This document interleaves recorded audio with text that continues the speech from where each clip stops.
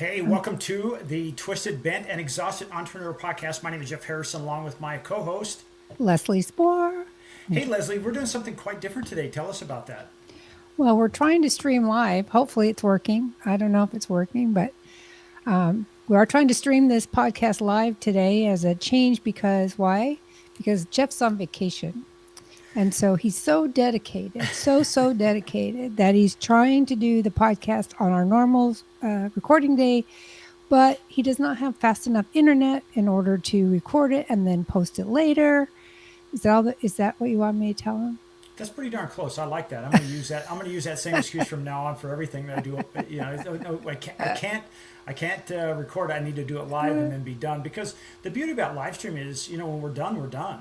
We turn the camera off, we're done. But the other beautiful thing about this, Leslie, is as people come onto the podcast, if they have a question or comment, we can address it live, which is going to be a lot of fun. So Okay, that would be fun.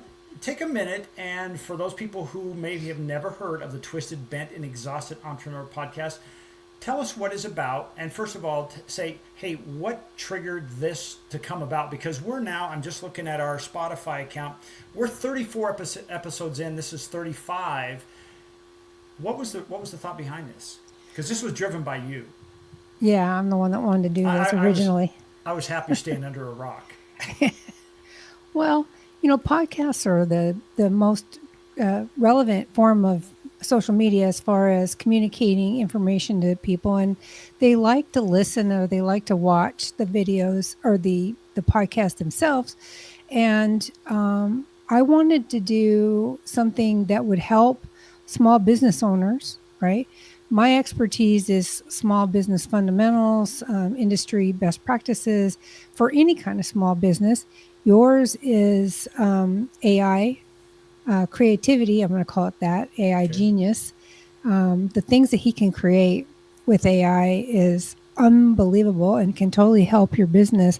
So together, I thought if we put ourselves together between your automation and my brains, we could create a podcast that would really help business owners, particularly small business owners. And we called it Twisted, Bent, and Exhausted because small business owners are working in a vacuum, right? They're always working in a vacuum. And we often don't think we need a mentor or a coach to help us when in fact we all do, because what happens is we end up twisted, bent, and exhausted. Right? We work a phenomenal amount of hours. Everybody said, "Oh, start your own business. You can do what you want." Well, that's only sort of true.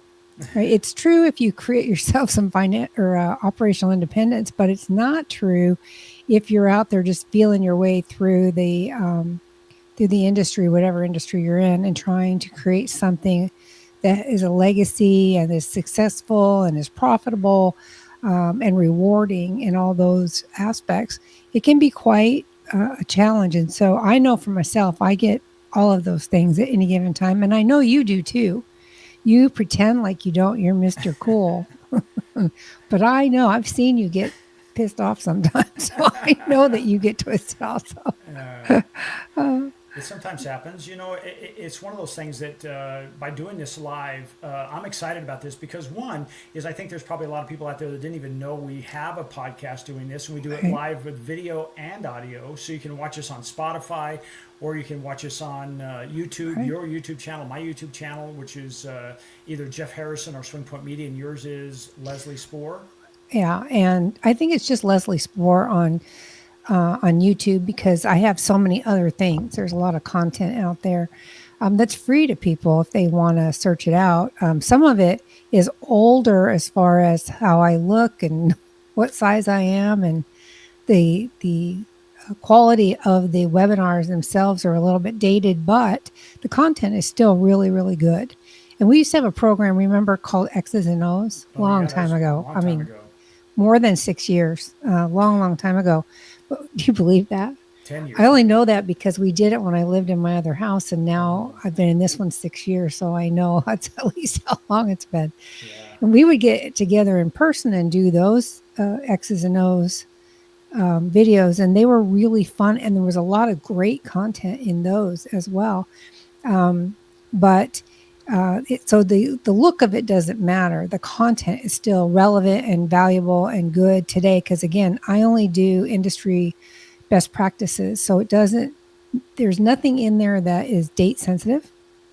The closest we come to date sensitive is AI, Yeah. because it's changing so fast that it's hard to keep up. But we do a pretty good job, I have to say. We do a pretty good job at keeping up with all the new things that are happening. Yeah, a lot of exciting stuff going on, and I think that's what I wanted to really make clear is, if you're coming onto this podcast for the first time, or this is your 50th time, well, it couldn't be 50th, but 34th time, it's one of those things that our goal is to give you valuable information that you can go take action on right now in your business, Right. whether it's standard operating procedures, it's using AI to like a voice agent, or it's understanding why you're getting garbage out of ChatGPT, or you're Yeah, exactly. and we're not HR people, but there's certainly some HR wounds that we both have Yeah. that we can share with you. We don't Yep. claim to be accountants or attorneys, so make sure when it comes down to that, you want to make sure to check with your professionals, because we're not that. And I don't even play a doctor on TV, so I can't help you with medical questions. But ChatGPT can, though. yeah, true, true. Although in the state of Illinois, I think they said, hey, we're going to block it from it being a therapist, because therapists can guard you against doing some things that are dangerous. And one of the things about ChatGPT, if you don't prompt it properly, it can prompt you to do things like, oh, you're doing great, you're wonderful, instead of just being honest. So a lot of times I'll put that in there, say, I need you to be brutally honest and tell Yeah. me if this idea sucks, tell me so, because I want it to be successful. Well, we do talk about that a lot, about how important prompts are. I think we just did a recent podcast on prompting. There's two pieces of, if we're going to talk about AI for a minute, there's two pieces of AI that are extremely important. One is the prompting, of course, and how you ask the questions, but also is your knowledge base. You need to get your knowledge base into these AI programs so that it can help you the most effectively. I did two, well, actually, I did like six newsletters this morning, but two of them were the same newsletter, but one of them was angled for Executive Errands and one of them was angled for Concierge Business Solutions. They were both about, and we've had this conversation about how AI makes life easier, but we're still really, really busy. And Yeah. so, and then for Executive Errands, of course, it was the things AI can't do for you that human beings can, which I think is important when you're doing a service, taking care of people's homes and things, that there's certain things AI cannot do for you that we as human beings can.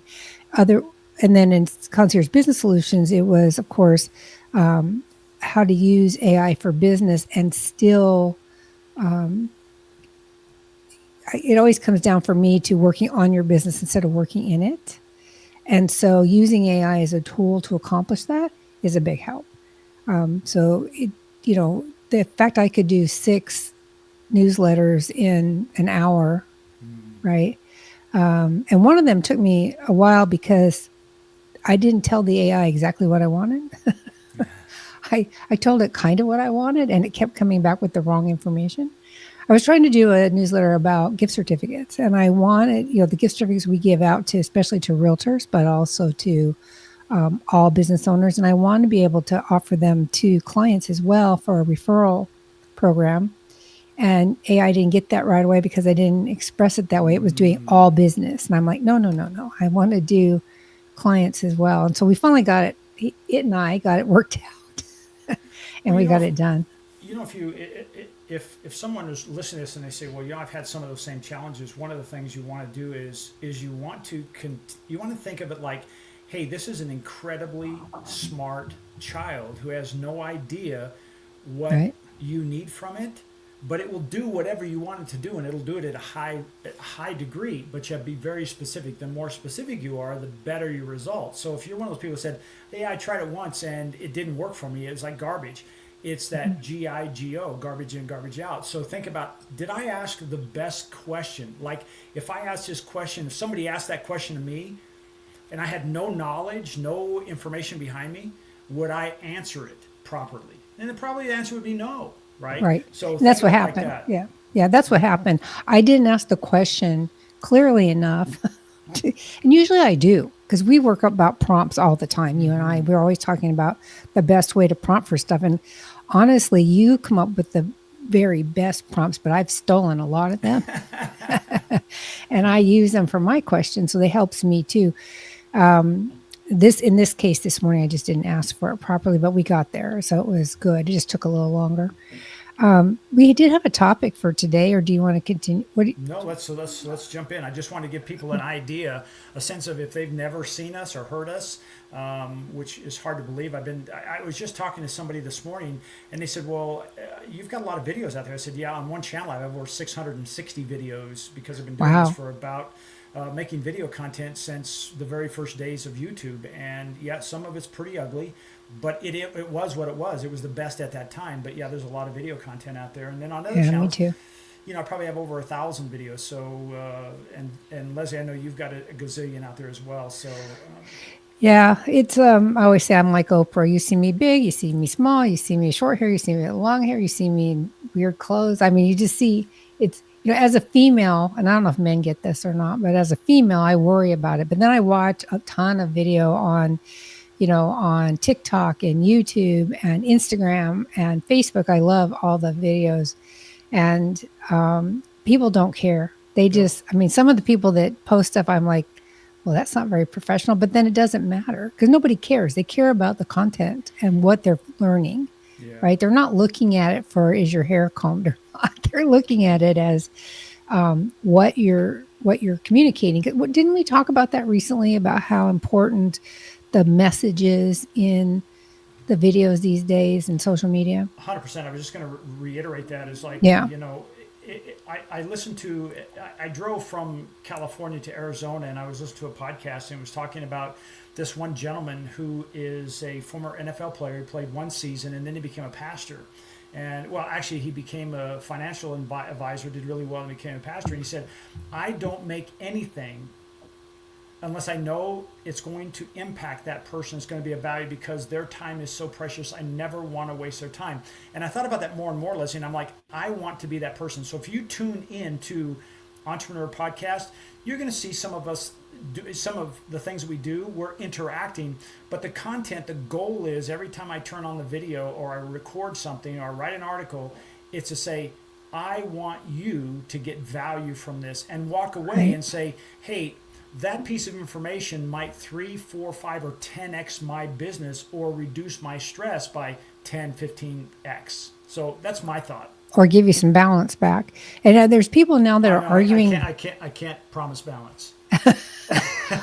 Well, there's people today that are saying that balance isn't necessary. And I'm like, okay, I know I'm old, but it didn't really change that much, did it? I mean, those of us who start businesses start them generally, there's a variety of reasons, but primarily we want to manage our own destiny, right? And we want to be able to have the freedom and the autonomy to do what we want when we want to. Take a vacation, spend more time with our kids, go outside and sit in the sand or whatever it is. Here, you don't want to sit in the sand very much. We live in the desert. Maybe There's the right lots time of sand. You do, but yeah. So I was thinking beach, but we have desert here, and it's not worth sitting in. And so, what happens is we get trapped in our businesses, right? We start working, and even with AI, it makes it easier. But then instead of filling up that time with balance, we add more things to do. It's just like all of a sudden, I'm like, oh, that was so easy. Let's do this. Let's do that. And then it spurs all these ideas if you're creative, which all small business owners are creative. And so then you're just stuck in this constant hamster wheel of content creation or working on your business and doing mundane or routine tasks or things that should be automated. I mean, a lot of people lose sight of how they can get freedom within their own business, right? And that's one of the topics we were talking about today, why our business has stopped growing. It's been particularly challenging right now because everybody's business is down. I don't know of anybody's business. Well, I'm not going to say down in a bad way, but I've talked to a lot of vendors out here in the desert who say they're off by like 30%, surprisingly. And part of that's economy, and part of that's a change of society, and part of that's AI, right? Because if you don't change to keep up with the technology, and AI is the biggest disruptor of business since the internet first started, I think, right? It's changing everything about how we live, about how we work, about how we do things, not just business related, even in our personal lives. But it's a big disruptor. And so if you don't keep up with it, you're going to have a very hard time being successful. We've talked about this a couple of times on this podcast in the past. In fact, episode 24 is particularly important as far as the changes in social media marketing and how AI affects that. So if you haven't listened to episode 24, for sure go back and listen to that, because this is new. It was so important. We moved it up in the list. It should have been in October. Yeah. And we moved it up on the podcast list because it's a really important podcast. So what are we talking about today? Well, I want to share something for context. Okay. Jeff Bezos, who started Amazon. I know everyone knows that, but when he started, Sears and Roebuck was the giant. And my numbers might not be exact, but at that time, Sears and Roebuck did like $14.7 billion, and Amazon did like $2 billion. 13 years later, Sears is gone, and Amazon did $800 billion. And the reason I bring that up is because even Jeff Bezos said early on, he said at some point, he said Amazon will file bankruptcy, because something will come along and disrupt that. There'll be another Amazon evolution. And I think what happens, and you're talking about we need to keep up, it reminds me of the Wayne Gretzky thing. It says, don't skate to where the puck is, skate to where it's going. And with that, I think we have to look at every one of our businesses and say, wait a second, I'm trying to keep up, and yet I'm not getting ahead. I'm only falling behind because I'm chasing today's, if you will, bright, shiny object. And it's taken me this ramp up time to figure out how to use TikTok or how to use something out there. And by the time I figure out how to do it, guess what? We're on to the next one, right? Yeah. And so I think we have to think ourselves of like, do we want to be the Blockbuster or do we want to be the Netflix? Do we want to be Sears and Roebuck or do we want to be Amazon? And in our lives, in our business, how can we look at it and say, wait a second, I'll give you a concrete example. Okay. On Saturday night, we're having solar installed in our house. On Saturday, I got up and I'm like, hey, how come our pool pump isn't working? And all of a sudden, our switches inside our kitchen were going off and on. Like our microwave was setting every 2 minutes. It would reset every 2 minutes, and then 20 seconds later, it would come back on. Well, I knew it had to be something to do with the solar thing. So all day went through, and finally my wife said, because we were leaving on Sunday for vacation for quite some time, and it was like, okay, I don't feel comfortable leaving and knowing my pool is going to turn into a swamp. So what I did, my wife, she hands me the phone, and she said, call somebody. And so I called the first one, and here's the thing, and I want you to be aware of this because this is a blockbuster Netflix moment. So I want you to really pay attention to this. She handed it to me, and it was the top 3 results for Google. I called the first one, and I called and I got put on hold, and I waited about 60 seconds and I shut it off, and I went to the next one. The next one answered, and I had it on speaker, and I was talking, and my wife says, oh, Jeff, that's AI. I'm like, I don't care. I wanted to be helped. His name was Eugene. And it was fantastic because Eugene walked me all the way through, and in less than an hour, we had not just a tech, but the owner of the business, who that was his on call. It was over the holiday. He was there, and we talked to him about it. He says, yeah, he said, I changed that. Well, here's that defining moment. Are you still going to hope that people will wait on hold? Yeah. Or do you need to have immediate response because that's who you're competing against? Right. You either the Blockbuster or your Netflix. And so to me, that was like this full circle moment because I had just worked at a company on Friday that were installing AI voice agents to handle their incoming calls and also their lead generation, not the generation, but actually the calls coming in for that, because that's usually not the problem. The problem that most businesses have is is they have no follow-up system for leads. It's not that they don't have enough, because the average business owner takes 42 hours to get back to a lead. Oh, and I yeah. wouldn't wait 60 seconds. So Yeah. that's a blockbuster moment. Well, and it's why Uber's successful, right?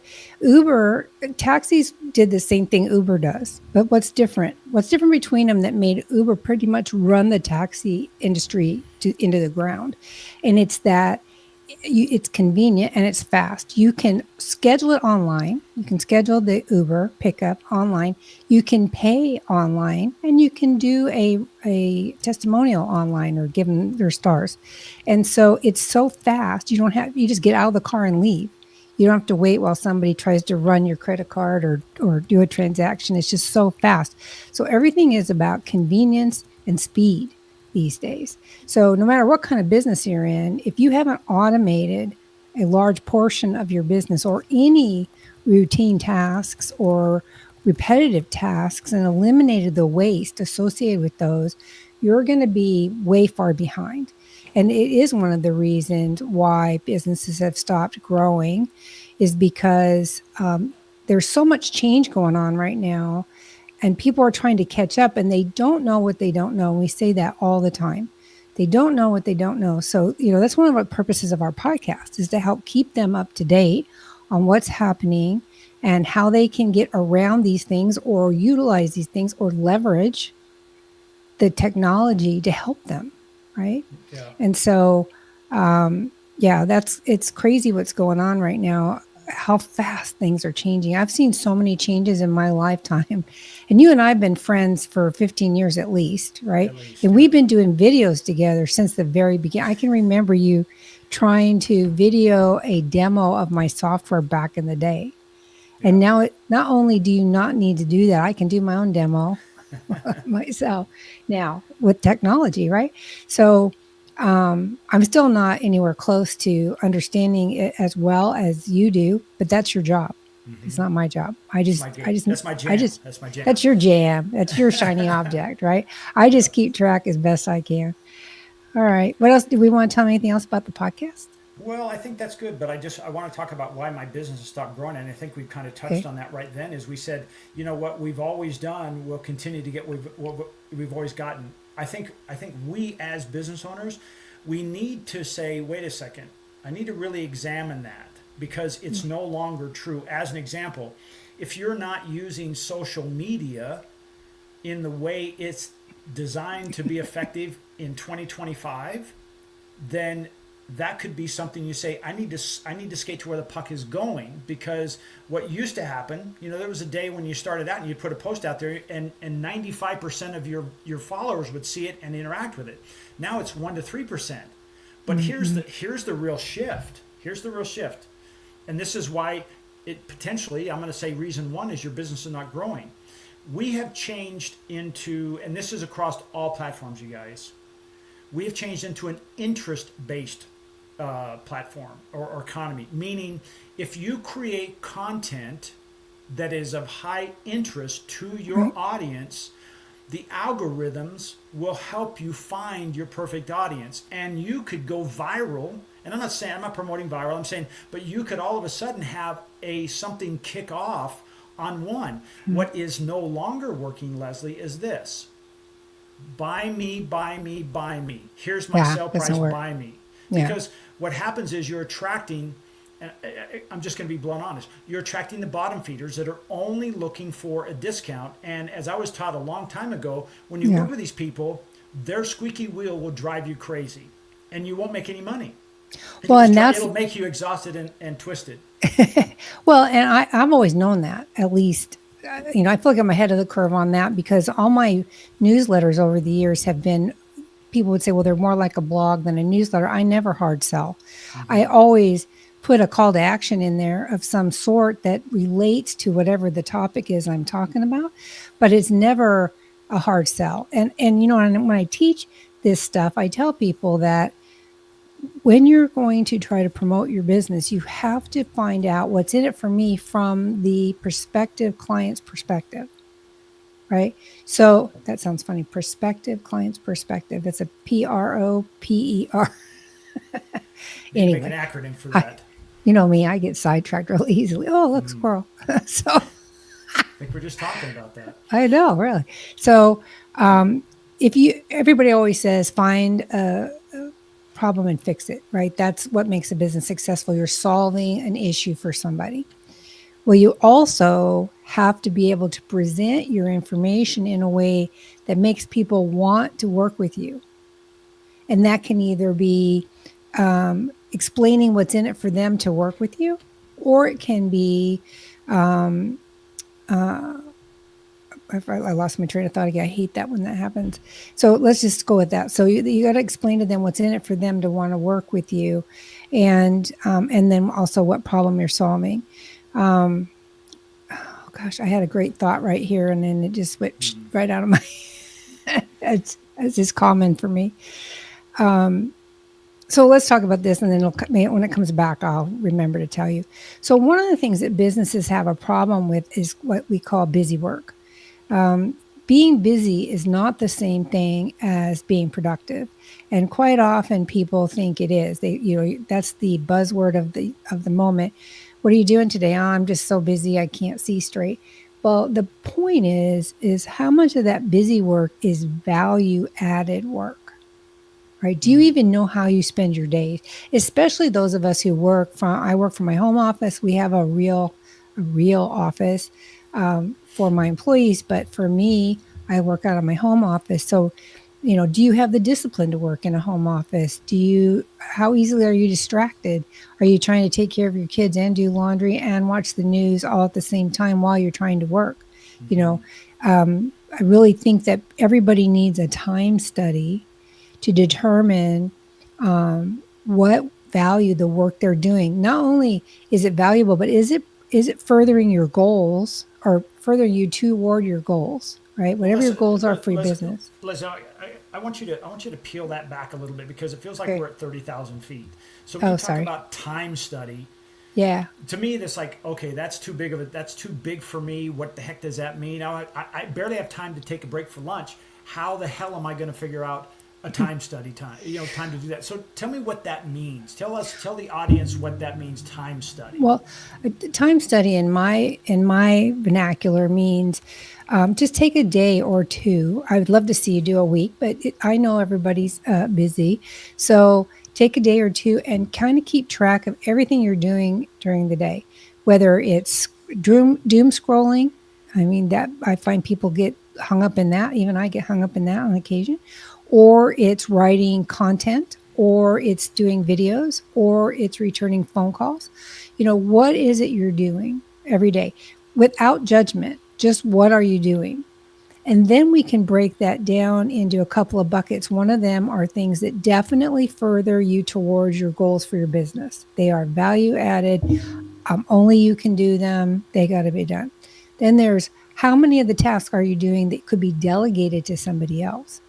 That's probably one of the biggest eye openers when I do these time studies in the 5-day challenge to freedom is having people realize how many things they're doing that they could give to other people that do not require their attention, that they're easy enough to delegate. And then the third bucket is what can I not do at all? Hmm. Right? What is just a waste of time? What is a waste of my time? Like And I it can, has a zero return on my effort. yeah, it's doom scrolling for one. There is zero benefit to doom scrolling for your business, right? It's just a distraction. It just takes up your time when you would be better off and, following up with people where you have opportunities, or writing content, or talking to your coach and getting other ideas. There's so much more you can do. Can I And I also don't think people reevaluate their goals often enough. We set can I these goals and then they don't follow up with them. But I'm going to interrupt. So I just want to make sure I understand this. So what you're saying is like doom scrolling or something along that matter. In other words, things that don't produce an ROI for my effort. It's like I like ice cream, but I don't eat it every day. Are you saying I can never doom scroll? I can never have ice cream no, no, anymore? no, no, no, no. Okay. You can, well, we need a break. Okay. The problem is, We just can't exceed that, right? I mean, right. there's If like you say, I'm going to okay. spend 15 minutes looking at Pinterest or checking out Instagram, great, do that, And but there's all kinds of limit apps it. you can put, and there's all kinds of apps you can put on your browser to do that for you. By the way, like What? you can put a on your browser a free browser download, and it will, so you can say, hey, this is my focus time. So from this time to this time, I'm not getting notifications. I can't go browsing on those things. I'm blocking those, so you can actually block those things. And there's too many to list, but you can look that up, and you can certainly do that. So it'll help you, Leslie. I mean, anybody that is having trouble doom scrolling. Oh, you're funny. I am addicted to videos lately. And you know what's funny is I don't follow celebrities. I think that's a complete waste of time. You're trying to live vicariously through somebody else's life, in my opinion, and those lives aren't even real. They're just for social media. So they're not really real. I'd be hard pressed to find a celebrity whose posts reflect their true life, right? However, what I do like to follow are things of interest to me, like we were talking about.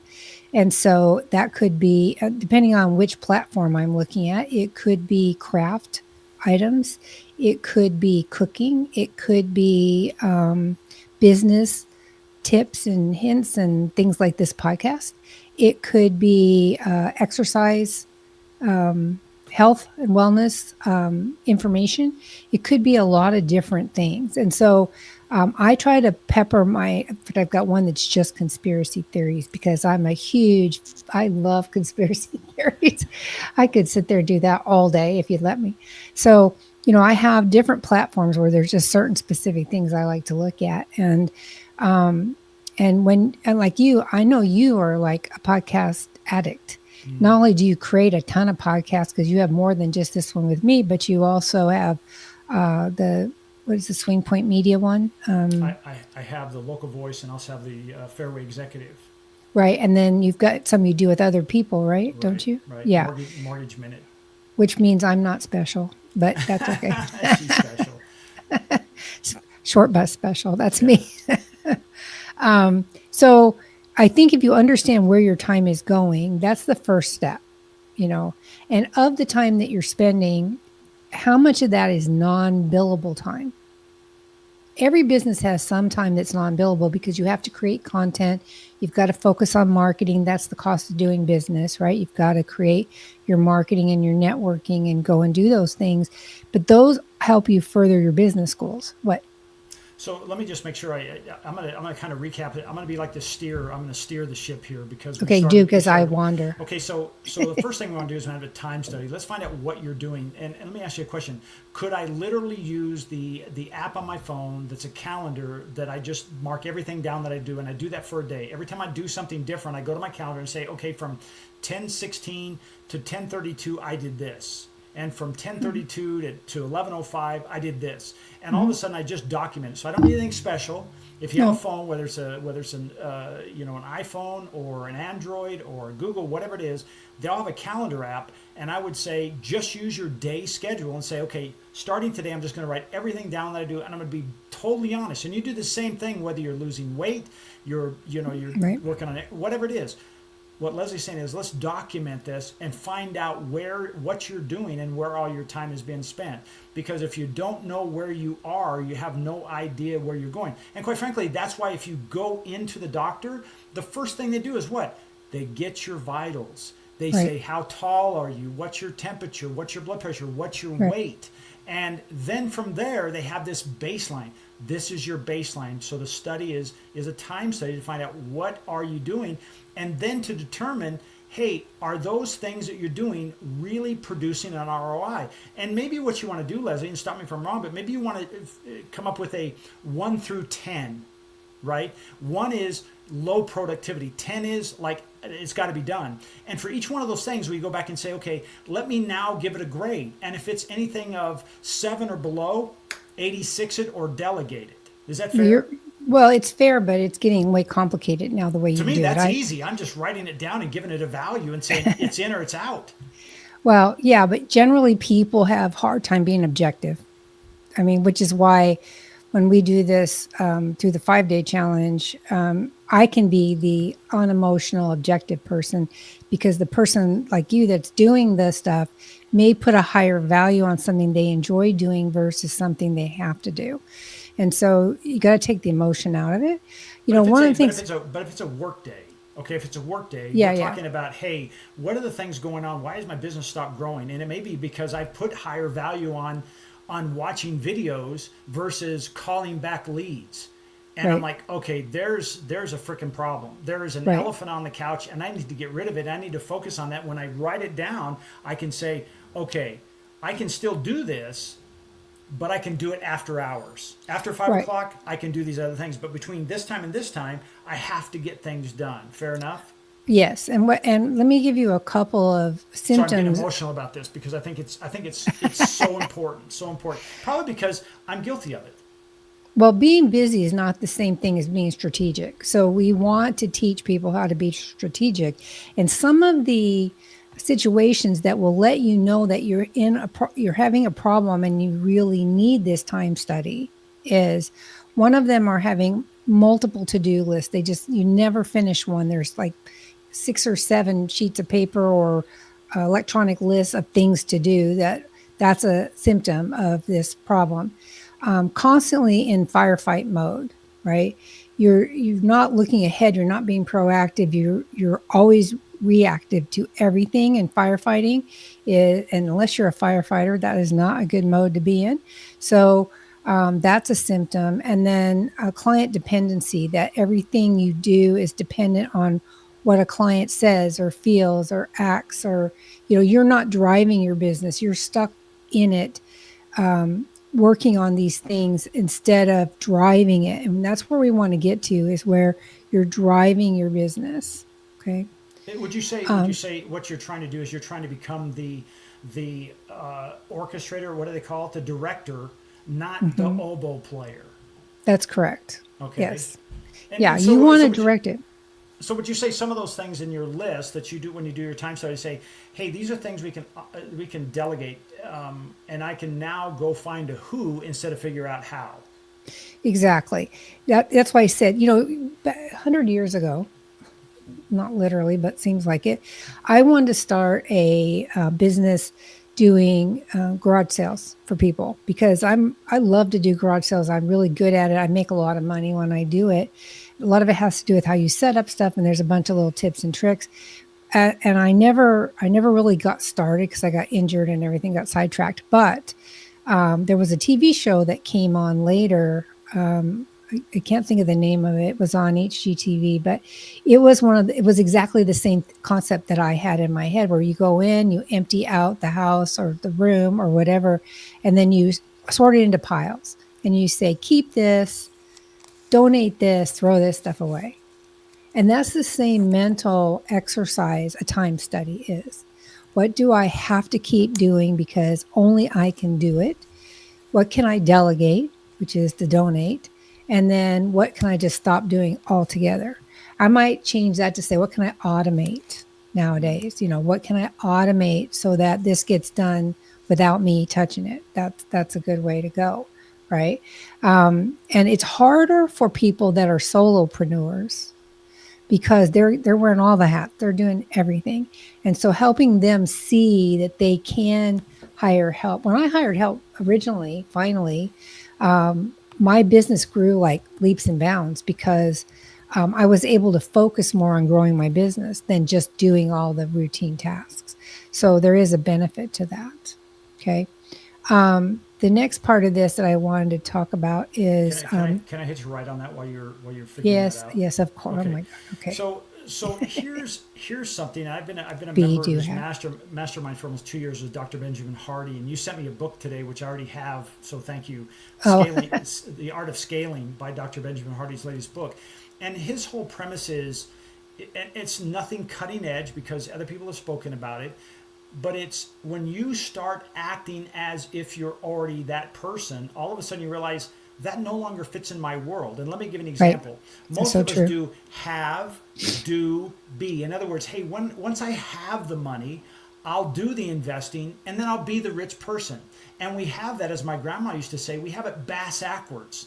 We need to start today being that person. So if you're saying, well, I want to be a successful entrepreneur that has this kind of revenue, that has this kind of family life, then you say, okay, what do I have, Yep. who do I have to be to have that done? I can't be doing all those other little busy work. So if you'll say, why don't I start there? Because all of a sudden what will happen is it's almost like putting yourself in a Ziploc baggie, and anything that comes in or comes to you, if it's not that person you're being, then it won't get in. And that will cause you to say, if it, as you said with the time study, that's not a value to me, or it's something Right. that I now delegate. Like I probably delegate, 85% of my day, and it gives me time to then work on your stuff because that consumes most of my day. But you know what I mean. So I Yeah. think if we start with Yeah. that mindset, and anytime, and you did it in your program when you recorded your stuff in San Francisco, at the beginning of the year, you first set the mindset, because we are not going to change if we don't have the right mindset. They said there's only two things that love change, or excuse me, one thing that love change, and that's a baby with a wet diaper. And most of us resist that. But if we'll start out saying, what are the characteristics I have to be successful like Leslie? Well, Yeah. let me figure that out and say, wow, there's incongruence here. I'm sleeping Right. until 8. I'm now not working out. I'm not doing this, and by noon I'm finally getting started. And I work for an hour, and now I'm bitching. Excuse me, I'm complaining because I'm not getting the revenues. That's Right. a clue, gang. I'm not incongruent with the B that I need to have. Well, and that also ties in with limiting beliefs, right? If you think that you can't afford to do something, you will never afford it, right? It's like they say, well, you can't decide when to have kids because they're always expensive, and if you waited till you could afford it, you would never have any children. That's also true with your business. You have to invest. And I told one client, I said, I don't care if you have to rob a bank. You have to have this product You should have so done that this you as a can. live. This is a live show that could be recorded and used later if you did rob a Well, bank. it was metaphorical, but it Okay. was like you've got to find the funds to invest in this, whatever it was, so that she can make her business better, because she so desperately needed the tool that we were offering, that we recommended to her desperately. It would have made her business night and day different, and she's 15 years in, right? So, you know, if you want to be successful, you want to run I run a 7-figure business, under Executive Aaron. So if you want to be that successful, and anybody can do it. I mean, you can't do it because of my, the person that I work with, or well, I don't know what happened there. Just keep going. Oh, There you go. there we go. So, you can't tell me that you're that much different than me. I'm just your average Joe, right? I have a lot of experience in small business ownership and corporate management and operations management and all that stuff. Yes, I do. That's why I'm here doing this today. But you too can be as successful as you want. You just have to remove your limiting beliefs and say, and see yourself as successful and believe in yourself being successful. And I know this sounds like woo-woo stuff, but I'm a big advocate for the power of positive thought and how it can affect your business. When I first started really using positive imagery and thought to build my company, I used to visualize my bank account at a certain level, right? But I wasn't specific enough in the intent. So the money would come in and then it go right back out. Come in and go out. I went, okay, wait, I need to change my intent. That's called prompting. Before we got into Yeah, prompting. exactly. So I said, okay, I want to be this level and I want to stay at that level, right? No matter what. And it did. It hit that number. And then I just kept raising that number, and it kept hitting that number. And until all of a sudden I realized I had accomplished what I set out to do. And it wouldn't matter. I used to freak out my daughter because it wouldn't matter if I spent money on something. My bank account didn't change. It's really interesting how that was. I don't have any trouble making money, right? I'm kind of like Rumpelstiltskin. I can make money. That's easy. And as long as you say that you can, you will, right? I believe that. Always get a parking spot next to the door, even at Christmas at the mall. And my husband is like, how do you do that? And I said, because I've never seen somebody have so many orange cones in their cars, Leslie. no, it's because that was my first test of the power of positive thought was the parking lot and where I would park. And he is constantly amazed that I always get a space, always. It's really, but it just was my training my brain and telling the universe what I wanted, and it worked.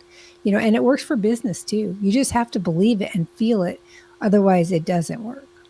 Well, I want to share a quick story of limiting beliefs and how you can break this. And I know you probably do this in your 5-day.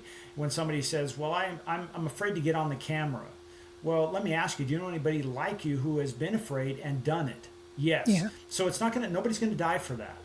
And feels so like it. yeah, it feels like it. Back in the day, I was a golf professional. I taught golf, and people would come to me, and I would hit balls and show them. They say, "Oh, it's so easy for you." And I said, "Well, here's the deal." I said, "There's just physics behind it." And I said, "If I asked you what 1 plus 1 was, what would you say?" And they said 2. And I said, "Well, what if you were in Germany?" They said it'd still be 2. And I said, "What about in Africa?" It 2. I said, "My point is, no matter what you do, if you understand the physics behind it, it will always be the same." And so what I think is Leslie's saying is, if you follow these rules, you follow these guidelines, if you will, the Right, results have to work for you. right, Big takeaway of what you just said.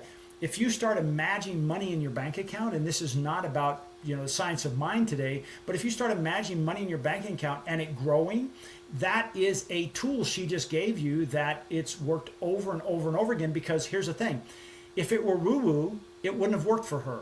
And it wouldn't right. work for the hundreds of thousands of people that use that thought process. That's why a lot of times change has to come from mindset change.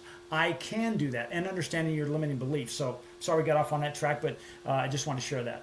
Well, it's important. Small business owners are creative individuals, and a good portion of them believe in the power of positive thought. Even when I think a big portion of the world these days believes in that because we're constantly being told that you can have whatever you want in life, that the universe provides, and it does.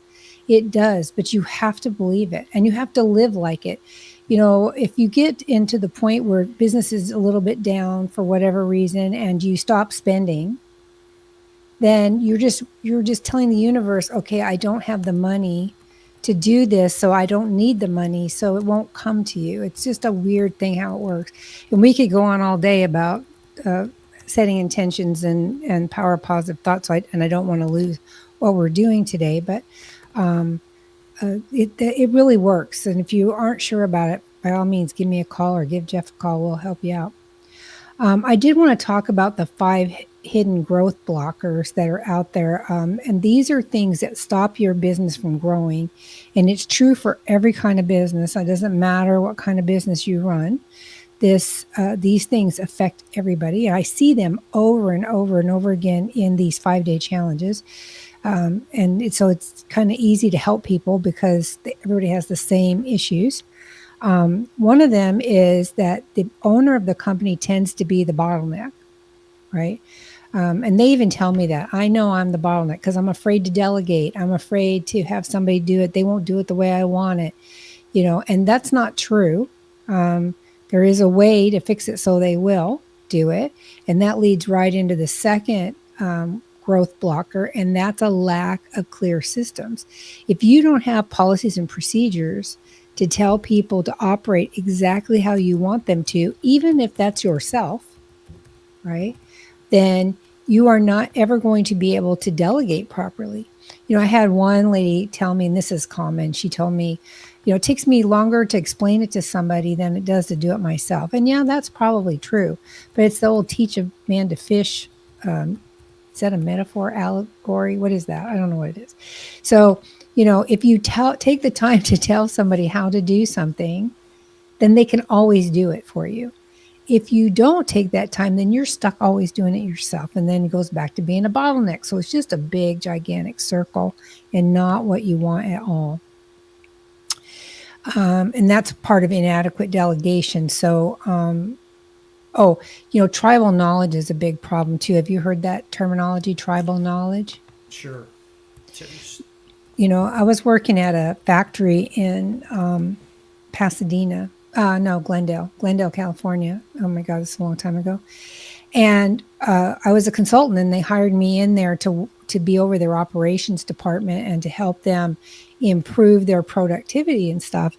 And one of the guys there, he was like the go-to guy, this employee, and he had all this tribal knowledge. He knew things that were not documented, that were not written down, and allowed him to be successful. But he wouldn't share that information with anybody else because he I don't know whether he just had a hero complex and wanted to swoop in and fix the day, or he thought that letting other people know how to do things would dilute his value. So I fired him. Did you see that coming? Wow. He's not listening to me. He's thinking about something else. I heard about that. You fired him. Okay. I did. And the people that worked for me in there around him almost had a heart attack. It's like, oh my God, what are we going to do? And I said, we're going to figure it out. Because I cannot have somebody working for me that hoards knowledge, right? And I'm the same way. I'm a full disclosure person. If I don't tell you something, you ask me a question and I don't give you everything I know, then I've forgotten it, or I just lost my train of thought, as happens all the time these days. I'm full disclosure. The more knowledge you share with other people, the better all of you do. Your business does better. The people do a better job. Everything is better. And by the way, in that story, we survived just fine. You know, did we have a couple of hiccups? Yeah. But, you know, that's to be expected when somebody's hoarding all the tribal knowledge. Eventually it all got worked out, all got documented, and everybody did better. So it was a good thing. But you can't keep somebody around who hoards information, and you can't be the one who's hoarding it either. That's really the point. As a small business owner, you have to document what you know so other people can do it, and so that you can maintain your continuity and quality of services or products. Can I just share? Sure. Just a tool. Let me just type it out here. One of the most challenging things, I think, Leslie, for a lot of people are creating those standard operating procedures. And there's a product called Scribe, and we're not promoting it. They're not sponsoring a show. I just know that it's a tool you can use to help you create your policies and procedures, and you can do it a lot faster and easier than sitting down and say, okay, step 1, step 2, step 86. It will help you with that. So that's all I wanted to share. Thank you. I also help people make their policies and procedures. And my name's not Scribe, but I can help them too. As a matter of fact, we even have already, for the lifestyle management industry, we already have policies and procedures that we offer for sale to people so that they can have a baseline and they can adopt what they want and modify it modify them for their own use. So it gives them a running start at it. For you, Leslie, I mean, that's a industry specific that you said, yes. You know what, you've already created the map. You have the X on the map where the pot of gold is. Yeah. And now it's like, why wouldn't I just take that and run with it? So yes, if you are in that situation, you're saying, I would love to just copy and paste and follow through with this, put my own sim, then Leslie is your person, and because she already has it done. She has a 7-figure business doing this. Don't misunderstand this. She is a genius at what she does, so take advantage of that. So, I'm gonna blush. Yeah. Let's go to number 4. Okay, so no measurable goals or KPIs, and KPI stands for key performance indicators. So you have to have what they call SMART goals: specific, measurable, attainable. What's R? I forgot R. I forgot what R is. Realistic, and something that you can track. So that's a SMART goal, and you have to have those in your business. And sometimes you can get lost in what the goal of your business is. I always say, look out at least 5 years and visualize how you see your business. Do you have employees? Do you have different services than you have today? Are you adding products? Are you going to be in a bigger facility? How do you see where you're going? And then we can work on an action plan on how to get you there.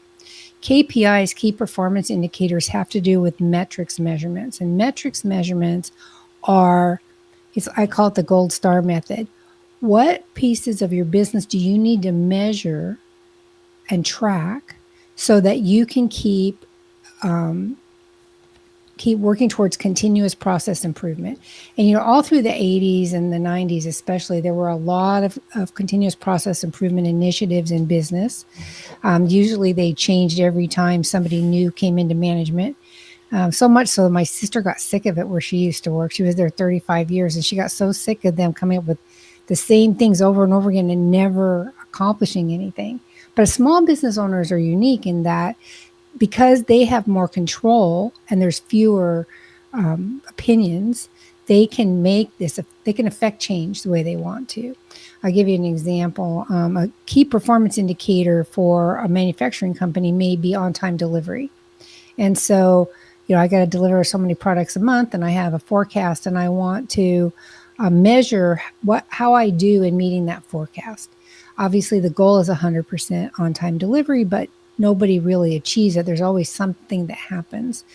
So when you go and you do your shipping, you do your analysis for that month, you say, how many didn't ship? Oh, 2% did not ship on time. Why? What's the root cause that they did not ship on time? Right? And then you can say, okay, here's the root cause. What kind of corrective action do I have to put in place to eliminate that problem so that I can then achieve 99% on-time delivery or so forth? Anything you measure improves. So for us, the small business owners, we need to find those key performance indicators that tells us how we're doing as a company. Now, for me, in Executive Errands, a key performance indicator is past due tasks, past due quotes, past due schedules. I can tell if my people are managing their clients properly by the number or lack thereof of how many past due things they have. So we manage by exception, right? So we're only looking at what's past due. If it's not past due, I know they're on top of it and they're taking care of things. If it is past due, why? And what do we have to do to fix it? And do we have a procedure that will fix it? And if not, do we need to create one? Right? The one thing about metrics and key performance indicators are that people take it personally when you say, why didn't you do this? And so you don't want to say it that way. In the case of my on-time delivery, people would say, well, I got 98% out. Isn't that good enough? No, I got to focus on the 2%. It's not personal. This is a process issue. What broke in the process that I couldn't get 2% of my product out the door, or I didn't get 2% of my quotes done on time, or I didn't get 2% of my task finished in a timely manner? What's happening that's preventing it? And then how do I fix that so I don't have that problem again? Right? So you have to focus on what's not done.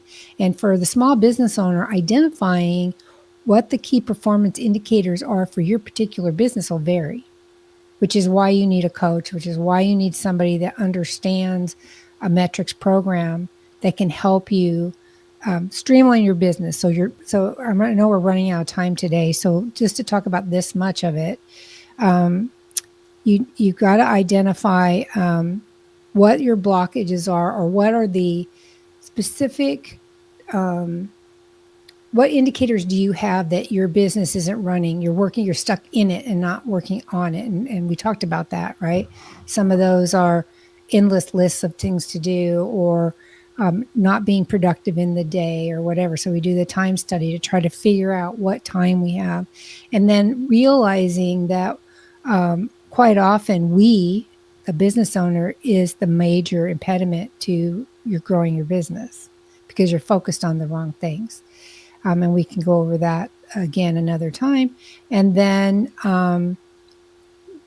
what systems do I need to automate, and how can I implement KPIs so that I can measure the health of my business and work on my business and not in it? You're going to hear me say that over and over. It's my new thing this year. Because you remember when I used to fall asleep at my desk, right? Mm-hmm. I'd work 36 hours straight, at least twice a week. So I'd get up and start working at 5 a.m, and it would be midnight the next day before I would stop. and I would literally fall asleep at my desk. And I couldn't take a vacation without taking my laptop and checking my emails and making phone calls and interjecting myself into every decision that got made in my I have 6 employees, and I was interjecting my opinion, talking to clients when they should have been doing it. Now we're focused. This last year I was able to take a vacation, and none of that happened because I have learned the secret to working on your business and not in it. And that's a secret that I want to share with every single person out there. And we talked about some of those secrets today, right? So we need to find. I'm just feel like I'm waiting for you to say something because I don't know where your head is. I can see that your eyes are glazed over. I just kind of want to, I just kind of want to recap because Yeah, go ahead. we've given you a lot of spaghetti, if you will. And so the first thing that I'm getting out of this is we need to find out where we are right now. We need to take our vitals. You know, Right. what's our heartbeat? What's our blood pressure? In this case, we're like, where are we spending our time? And then we have to decide, okay, are we acting as that person we want to be? Because it should be do have, not have do be. Right. And the other one is understanding there's limiting beliefs. Oh, Leslie can do that, but I can't. Well, Right. or I can't have that much money in my bank account. You have to start listening to those and say, wait a minute, is that thought really serving me?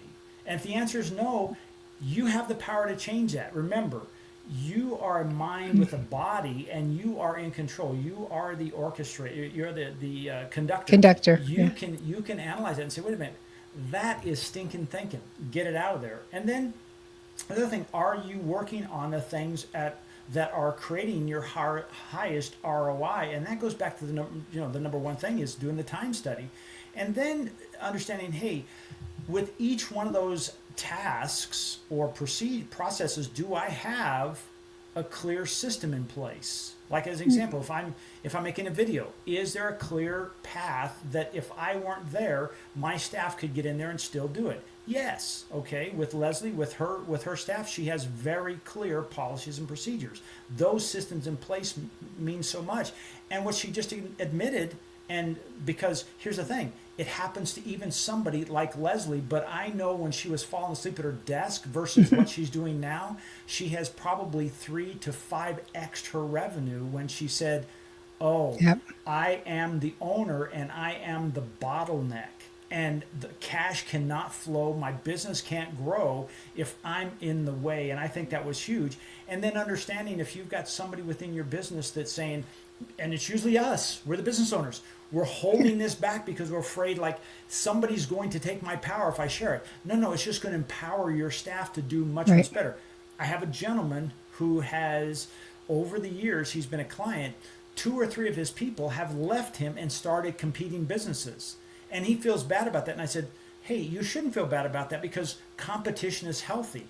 Right. And what it's done is his business has grown. And instead of harboring bad feelings, he should say, what I'm doing is a really good job because I'm really training these people at a highest level. And so I think the last thing you talked about is, and as you're doing this, measure it.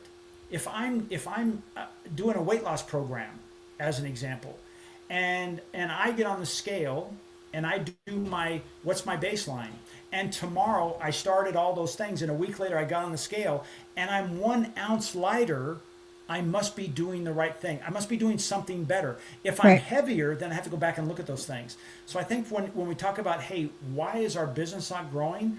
These are key elements that you can look at and say, wait a minute, let me first see, what am I really, really doing here? Am I Yeah. busy or am I productive? Am I Well, effective? So are you being strategic in what you're doing? We have to make a conscious decision to work on our business and not in it. And it's hard.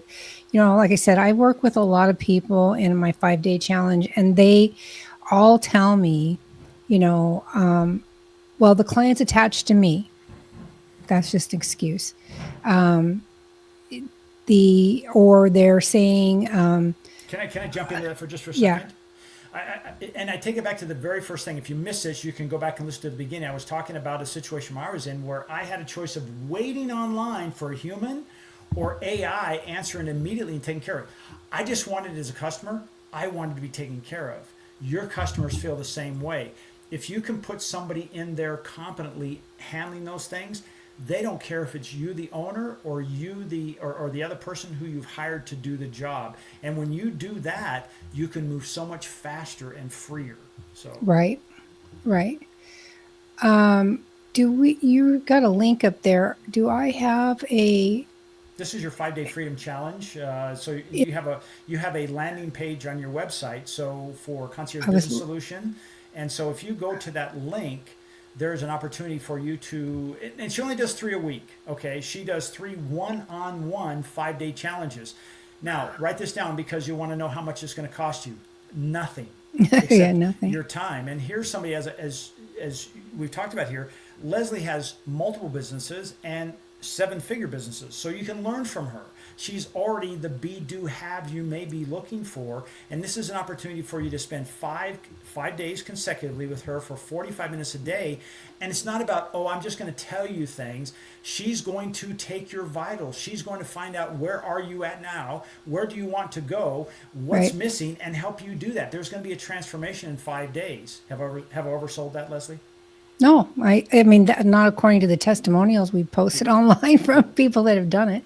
Um, yeah, it's free because I want to help you and I want you to get a clear vision for your business, because the more people that we can help, especially in our industry, which is the lifestyle management industry, the more people that I can help in that industry, the stronger that industry is going to be. And, you know, if you look at the projections out through 2035, it is one of the fastest growing industries on the planet, the lifestyle management industry, because society has changed and there's a whole bunch of reasons for it. But all the statistics indicate they're probably short of pickleball.